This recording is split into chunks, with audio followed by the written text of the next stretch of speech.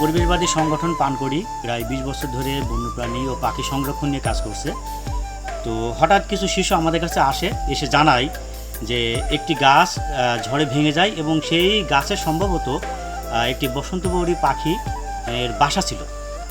তো আমরা বিষয়টা শোনার পরে তৎক্ষণাৎ সেখানে উপস্থিত হই এবং গাছটি ঝড়ে ভেঙে যাওয়ার ফলে মালিকপক্ষ ওটাকে বিক্রি করে দেয়। সেখানে অলরেডি যারা কুঠার তারা অলরেডি চলে এসছে গাছ কাটার জন্য। তো আমরা যেয়ে দেখি যে হ্যাঁ, গাছটি ভেঙে মুচড়ে পড়ে আছে এবং একটি বসন্তবরী পাখি সেখান থেকে বাইরে চলে যাচ্ছে এবং পাশের ডালে বসছে এবং আবার সে তার ভিতরে ঢোকার জন্য সে তার প্রবণতা দেখা যাচ্ছে।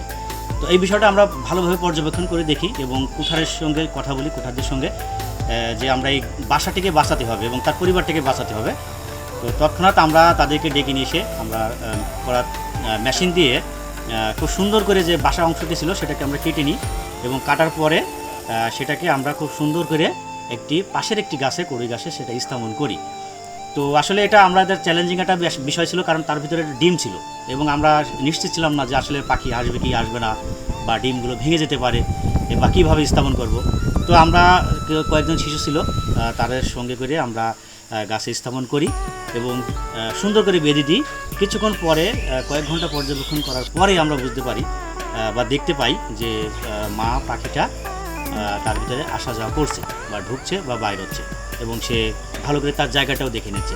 খুবই একটা মজাদার ব্যাপার ছিল এবং এই বিষয়টা করতে পেরে, এই পুনর্বাসনের কাজটা করতে পেরে আমরা খুবই আনন্দিত এবং একটা সফল একটা উদ্যোগ, কারণ সচরাচর এরকম হয় না, পাখি ভিতরে সচরাচর চলে যায়।